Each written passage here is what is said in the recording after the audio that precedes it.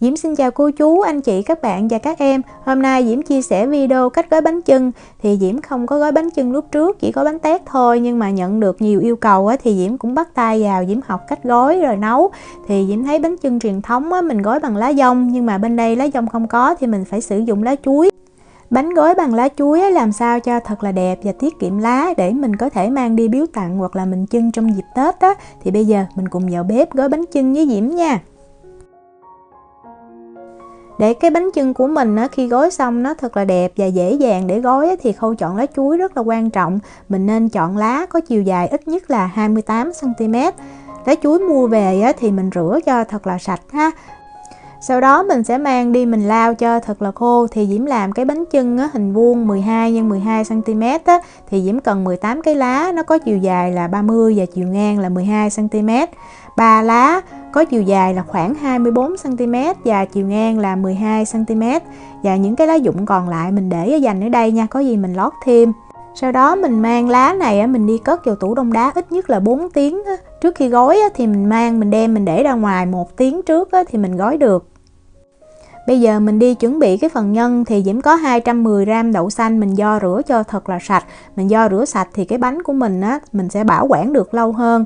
Mình ngâm nước trong vòng 4 tiếng ha, cho cái đậu xanh nó mềm. Tại hôm nay Diễm sẽ nấu là đậu xanh sống luôn. Tiếp theo là về phần nếp. Thì ở đây Diễm có cái nếp cái hoa vàng. Trong video bánh tét thì Diễm sử dụng nếp thái hạt dài rồi, nên làm bánh chưng này Diễm muốn sử dụng cái nếp cái hoa vàng này vì ngoài Bắc người ta gói bánh chưng cũng có sử dụng cái nếp này. Thì mình cần 750g nha. Cái hạt nếp này thì nó tròn hơn. Mình sẽ mang, mình cũng vo rửa cho thật là sạch ha. Diễm lưu ý là mình vo rửa sạch thì mình làm cái bánh mình bảo quản được lâu. Diễm ngâm cái nước cốt lá dứa này là 1 lít nha. Thì mình xay 1 lít nước với 100g lá dứa là Diễm thấy vừa đủ. Mình trộn lên cho đều tí xíu và mình sẽ ngâm trong vòng 4 tiếng ha. Sau 4 tiếng thì mình để cho nó ráo và bắt đầu mình gói bánh được. Bây giờ Diễm đi chuẩn bị cái thịt. Thì ở đây Diễm có 20g hành tím nè. Mình cho vô một cái túi ni lông và mình dùng cán dao hoặc cái búa dần thịt như Diễm nè. Mình dần ra cho nó dập, cho nó ra cái mùi nó thơm á. Tiếp theo Diễm có 270g thịt ba chỉ. Thì một cái bánh lượng thịt từ khoảng 70 cho tới 100g thì Diễm thấy nó ngon. Mình cho thịt vào trong cái túi hồi nãy mình giã hành và mình nêm vào 1 muỗng cà phê muối và 1/2 muỗng canh tiêu mình đập cho nó dập ra ha. Nếu mà mình không thích ăn cay nhiều thì mình bớt lại. Bánh chưng của người Bắc thì họ không có nêm đường thì cái này Diễm cũng không có nêm đường vào. Mình bóp cho nó thấm đều và mình cất vô trong tủ lạnh nha. Diễm bắt một cái nồi lên bếp Diễm cho vào 2 muỗng canh dầu ăn và 20g hành tím mình cắt lát mình phi cái hành này lên cho nó thật là thơm để mình cho vô nhân. Thì bật cái lửa trung bình mình xào cho tới khi nào mà mình thấy hành nó chuyển sang cái màu vàng vàng cánh gián thì mình nhắc ra khỏi bếp, đừng có để cho nó nâu quá, nó không ngon nha. Bây giờ mình đi làm cái khuôn gói bánh. Thì Diễm có một cái tờ giấy bìa cứng Diễm đo, Diễm vẽ 4 cái hình chữ nhật có chiều dài là 12 cm và chiều ngang là 5 cm. Sau đó mình cắt ra, đó được 4 miếng như vậy thì sẽ có một cái hình vuông 12 x 12 cm. Mình ghép những cái bề ngang nó lại và mình dùng băng keo trong mình dán lại dán 4 miếng liên tục lại với nhau luôn. Sau đó mình xếp nó lại thì mình được cái hình vuông. Đó, ngay cái góc này thì mình cứ bẻ nó xuống và mình cũng dán nó lại thôi. Sau khi dán thì mình mở ra mình chỉnh lại cho nó vừa vặn, nó thật là vuông Sau đó mình tiếp tục mình dùng cái băng keo trong mình dán thêm 4 góc ở bên ngoài của cái khuôn giúp cho cái khuôn của mình nó chắc chắn hơn. Đây là cái khuôn giả chiến nè, mà Diễm thấy gói tốt lắm, đơn giản thôi, không có cần gì phức tạp ha.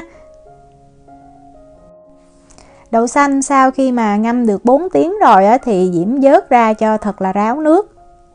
Để ráo nước tí xíu rồi thì mình cho vào 3g muối ha. Cho muối vào thì mình trộn lên cũng được, hoặc là mình cầm lên mình xóc cho nó thật là đều. Sau đó mình lấy cái hành phi mà hồi nãy mình phi cho nó vàng thơm mình vớt ra mình cho vào đậu xanh. Mình lưu ý là mình không lấy cái dầu nha, mình chỉ lấy cái phần hành thôi. Trộn lên cho thật là đều và mình để ở đây. Nếp ngâm được 4 tiếng thì Diễm cũng vớt ra, Diễm để cho nó ráo nước ha. Sau khi ráo nước thì mình cũng đi nêm vào. Thì dưới nếp Diễm sẽ nêm là 6g muối ha. Ở đây là muối hồng Himalaya, còn nếu mình không có thì mình sử dụng muối thường cũng được. Mình cho vào trước 1/2 á, rồi mình xóc nếp lên ha. Cái nếp hạt tròn này á, thì mình xóc lên hoặc mình trộn cũng được, nhưng mà nếp hạt dài thì mình xóc ha, tại vì nếu mà mình trộn thì nó dễ bị nát cái hạt nếp lắm. Bây giờ mình đi gói bánh nha. Thì một cái bánh á, Diễm sẽ có 380g nếp, 130g đậu xanh và một miếng thịt ba rọi á, thì nó khoảng cỡ 90g ha. Mình cần một cái tấm thớt mỏng hoặc là một cái dĩa cũng được, mình để ở đây. Sau đó mình cho cái khuôn lên. Đầu tiên Diễm cần 4 lá, chiều dài là 30 và chiều ngang là 12cm. Mình để cái mặt bóng của lá lên trên và mình xếp lại như vậy. 4 lá này á, thì mình làm cho cái bề ngoài của bánh mình xếp lại cho nó đẹp đó. Mình để qua một bên nha. Và tiếp theo á, mình sẽ cần 2 cái lá, mỗi lá là chiều dài 30cm và chiều ngang là 12cm để mình lót ở trong đó. Mình cũng để bề mặt bóng lá ở bên trên và mình xếp lại như vậy. Nếu mà khi đo và xếp á, thì mình thấy giống như cái lá nó không có được ngay ngắn lắm vậy, tại vì cái gân có khi nó hơi bị xéo đó, thì mình cứ dùng kéo để mình cắt cho nó ngay lại, không có sao hết. Tại vì lá này mình đã cho vô tủ đông đá nên nó rất là dẻo và dai. Tiếp theo mình sẽ cần 4 cái lá, cái chiều dài là 15cm và chiều ngang là 5cm. Thì Diễm lấy 2 cái lá đó rồi Diễm cắt đôi ra, thì mình sẽ được 4 cái như vậy. Và mình cũng xếp cho cái mặt bóng của lá nó nằm ở bên trong ha, như vậy để mình lót vào 4 góc của cái bánh đó, để khi nấu xong á, nếp nó không có bị giống như là bị nhìn ở ngoài vô thấy, và cái bánh nó kín hơn. Cái lá cuối cùng á, thì mình cần là giống như một cái hình vuông để mình đậy lên trên mặt nếp đó, thì mình bẻ cho cái mặt bóng của lá nó nằm ra phía ngoài nha. Vậy là mình đã chuẩn bị xong xuôi rồi. Bây giờ mình đi ráp bánh. Thì mình lấy 4 cái lá đầu tiên mình xếp á, mình cho vô 4 cạnh của cái khuôn đó, nó là như vậy.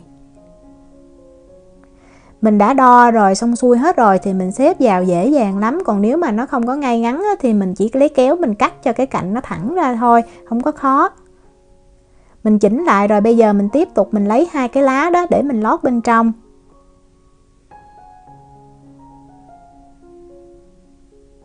Sau đó mình sẽ lấy 4 cái lá nhỏ đó, mình bỏ vô 4 cái góc, giúp cho cái bánh của mình nó che được 4 cái góc hở và nó chắc chắn hơn nữa.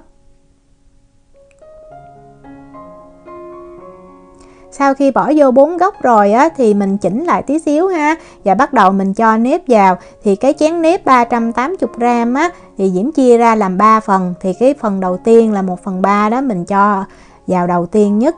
Mình trải ra cho thật là đều ha. Mình dùng cái muỗng á, mình nén cho nếp nó đều và nó chặt.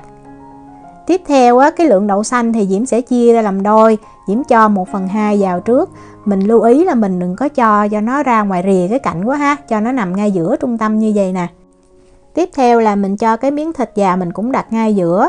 Và cái lượng nếp còn lại đó mình sẽ chia ra 1/2. Mình múc mình cho xung quanh cái cạnh của cái bánh nè. Đó là như vậy, mình dùng cái muỗng nhỏ nhỏ thì nó dễ hơn. Và cái lượng đậu xanh còn lại mình cho vào hết luôn nha. Rồi cái phần nếp còn lại thì bây giờ mình chỉ rải cho thật là đều để mình che lại cái phần đậu xanh thôi. Thì cái cục thịt này nó hơi bự đó, cho nên là cái phần nếp á, Diễm che lại, Diễm thấy nó cũng còn hơi hở tí xíu. Nhưng mà cái nhân nhiều á, thì nhà Diễm thích hơn. Đó, mình nén cho nó thật là chặt ha. Rồi bây giờ mình mới xếp những cái lá lại với nhau. Đó, mình chỉ cần xếp lại thôi. Rồi mình lấy cái lá này nè, mình đậy lên. Sau khi đậy rồi bắt đầu mình xếp ha. Mình cứ lấy cái cạnh đó, mình xếp cho nó sát vào như vậy nè. Nhiều khi nói rất là khó hiểu thì mình cứ nhìn cái cách Diễm làm ha. Đó, xếp xong thì mình lấy cái kéo mình cắt cho nó vừa vặn lại. Mình cắt cho tí xíu vô, sát vô trong cũng không sao hết. Và mình cứ xếp thôi. Cái lá mà như Diễm nói mình cho vào tủ đông đá rồi á, thì mình xếp nó không có bị gãy, không có bị rách ra đó, rất là dễ dàng. Mình cố gắng mình xếp và mình kéo cho nó chặt tay ha, thì cái bánh của mình nó ra nó sẽ chắc hơn và nó giống như nó khít đó, nó đẹp. Mình cứ tuần tự mình xếp hết 4 cạnh lại với nhau. Và cái cạnh cuối cùng á, mình xếp lại để mình díp cái mí ha. Đó là như vậy. Chỉnh lại cho thiệt là ngay ngắn nha. Vậy là mình đã xong được một mặt dưới của bánh rồi. Bây giờ mình tiếp tục mình xếp cái mặt trên. Thì mình lấy một cái dĩa đó, cái tấm thớt cũng được, mình úp nó lại. Đó, và mình cũng làm tuần tự như hồi nãy mình vừa làm á, không có khó ha, cứ từng lá một xếp xong rồi dùng kéo cắt cho gọn. Vậy là mình đã gói xong rồi đó, nhưng mà Diễm thấy nếu bây giờ á, mà mình đi cột dây liền thì Diễm thấy nó khó cột và cái bánh nó dễ bị rách lắm. Nên Diễm lấy một cái tờ giấy nhôm á, có chiều dài là 50 cm và chiều ngang là 30 cm. Mình để cái bánh ngay giữa của tờ giấy á, và mình lấy khuôn ra. Mình xếp cho nó thiệt là chặt tay tí xíu ha. Đó, mình dùng tay mình vuốt như vậy cho những cái cạnh của nó thiệt là sắc, cho nên lúc mà mình hấp xong cái bánh của mình nó sẽ đẹp hơn. Và bây giờ mình xếp những cái cạnh lại với nhau. Thì đó, Diễm xếp lại như vậy và mình cố gắng mình làm cho thiệt là chặt tay ha. Thì cái bánh của mình khi nấu xong nó sẽ còn cái hình dạng, hình vuông nguyên vẹn nó đẹp. Đó, mình xếp lại. Mình gấp lại cái mí tí xíu ha. Thì cái nước đó nó không có bị vô trong cái bánh nhiều. Bên đây mình cũng làm y như vậy thôi. Vậy là mình đã gói xong bánh rồi. Thì bây giờ mình đi cột dây. Diễm có một cái sợi dây cô tông có chiều dài là 180 cm. Mình chập hai đầu lại với nhau, mình kéo lên để cho hai cái đầu dây nó bằng á. Giống như cái bánh mình đặt ngay giữa sợi dây vậy đó. Và mình để cái dây ở cái 1/3 của cái bánh ha. Mình chéo dây lại, siết cho chặt tay nha. Mình lật cái bánh lên và tiếp tục mình chéo dây lại. Siết chặt tay. Rồi mình lật bánh lên. Mình lại chéo dây một lần nữa. Cũng siết chặt tay ha. Lật bánh lên. Vậy là xong rồi. Bây giờ á, mình luồn cái dây xuống dưới cái sợi dây bên dưới như vậy nè, cho nó được chắc chắn hơn đó. Rồi mình cột lại thôi. Mình muốn cột gút cũng được, hoặc là mình cột cho có cái mối để mình kéo ra cũng được ha. Cắt lại cho nó gọn. Thì cái dây này Diễm đo nó hơi dư, cho mình cột cho nó thoải mái. Vậy là mình đã xong rồi. Mình chỉnh lại cái dây cho nó ngay ngắn. Không có khó ha. Mình cứ làm từ từ, tuần tự thì Diễm thấy mình gói ra cái bánh nó rất là đẹp. Bây giờ mình đi nấu bánh thì mình lấy cái phần lá chuối mình cắt dư á, mình cho vô cái đế nồi và mình xếp bánh vào. Thì tại vì cái nồi của Diễm nó chỉ có 6W thôi, nên Diễm phải canh cái công thức này. Làm được 3 bánh thì Diễm thấy nấu nó vừa dặn nó ngon. Mình cho nước vào á, đúng ngay cái mực nước mà cái nồi nó cho phép á, mực nước cao nhất á. Cái nước này là nước lạnh bình thường.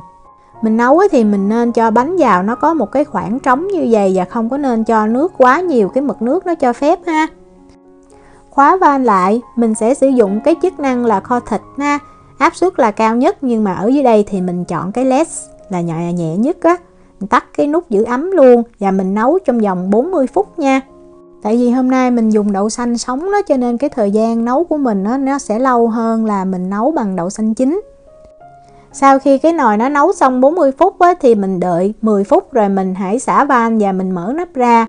Có những bạn nấu bánh tét rồi á, thì nói với Diễm là không có cần phải trở bánh, nhưng mà lúc nào Diễm nấu Diễm cũng muốn cho chắc ăn á, nên Diễm luôn nấu phân nửa thời gian rồi Diễm mở ra Diễm trở bánh. Thì Diễm xả van, Diễm dùng cái khăn. Có bạn thì chia sẻ là nên dùng cái chiếc đũa, nhưng mà Diễm muốn che cái hơi nó bốc lên trên cái máy hút á, nên Diễm sử dụng cái khăn ha. Mình đợi cái van hạ xuống rồi á, thì mình mở nắp ra và mình đeo bao tay á, Diễm thấy dễ dàng lắm. Đó, mình cầm cái bánh, mình để sẵn cái dĩa như vậy nè, mình lật lại rồi mình cho bánh vào.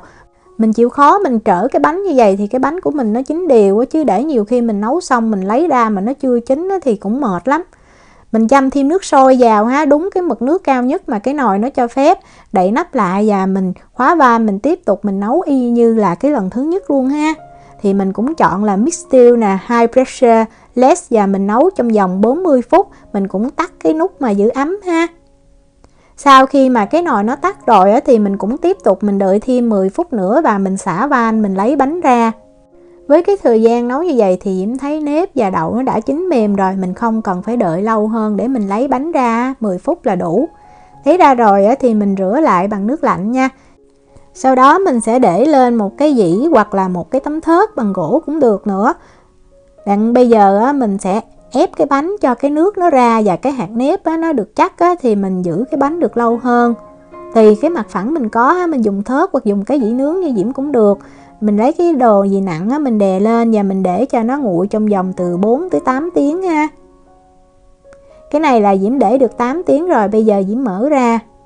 Mình không có nên để cái bánh nằm trong cái giấy nhôm này quá 8 tiếng nha. Tại vì trong cái giấy nhôm này nó cũng còn cái động cái nước đó. Như vậy nè, cho nên mình phải lấy ra. Mình vừa mở ra thì cái bánh của mình nó không có đẹp đâu nha. Mình phải lấy cái khăn á, bây giờ mình lau cho nó thật là khô và nó sạch. Khi mà cái bánh nó khô rồi thì nó bắt đầu nó ra cái hình cái bánh chưng á, hình vuông nó đẹp hơn nhiều lắm, chứ vừa lấy ra thì nó còn ướt đó. Mình lau sạch á, mình để cho nó khô ráo khoảng cỡ 2-3 tiếng nữa thì cái bánh bắt đầu nó ra hình vuông rất là đẹp. Dây cột á, thì mình sẽ đo, mình cầm cái đầu dây á, mình đo bằng 4 cạnh của cái bánh. Đo xong rồi thì mình chèn cái dây xuống dưới á, 1/3 của bánh. Và lúc này mình có một cái dây ngắn và một cái dây dài đó, thì mình lưu ý là cái dây ngắn á, lúc nào á, nó cũng nằm ở phía bên trong ha. Và mình cứ chèn cái dây dài xuống dưới và mình cột thôi. Đó, cái dây ngắn Diễm chèn qua lại cho nó nằm ở phía trong.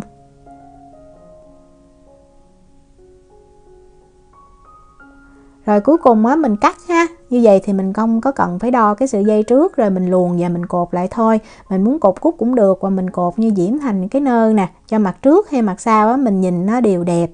Và mình chỉnh lại. Vậy là mình đã cột được xong chiếc bánh rồi. Cái này á, thì mình mang biếu hoặc là mình trưng rất là đẹp ha. Còn nếu mà ở nhà mình ăn không á, thì mình chỉ cần chèn 4 cái lá chuối bên trong, mình gói cái giấy nhôm lại và mình nấu xong khi ăn thì mình khui ra thôi. Cái bánh này á, thì khi mà Diễm nấu xong á, nó được khoảng hơn 900g ha. Nhỏ nhắn như vậy thôi nhưng mà nặng lắm. Đó, mặt trên hay mặt dưới đều đẹp, và cái lá khi mà nó khô nó bóng và nó mướt lắm. Để bây giờ Diễm mở ra cái bánh ở bên trong ha. Bánh chưng này á, do mình nấu với cái thời gian lâu cho nên Diễm thấy cái hạt nếp á, nó chín kỹ lắm. Diễm ăn á, còn dư Diễm cất vô trong tủ lạnh á, sang ngày hôm sau mà mình không có cần phải hâm nóng lại mà nếp nó vẫn còn rất là dẻo và ngon. Cái cách gói bằng lá chuối này á, nếu mà mình chia lá cho thật là đều thì mình gói dễ dàng, không có hề khó. Diễm chúc cô chú, anh chị, các bạn và các em gói được những chiếc bánh chưng thật là đẹp, thật là ngon để mình có thể chưng trong dịp Tết hoặc mình làm quà biếu tặng cho bà con và bạn bè. Nếu mà có thắc mắc gì thì cứ để lại lời nhắn hoặc là tin nhắn cho Diễm. Diễm cảm ơn sự quan tâm theo dõi video rất là nhiều. Hẹn gặp lại trong những video tiếp theo. Chào tạm biệt.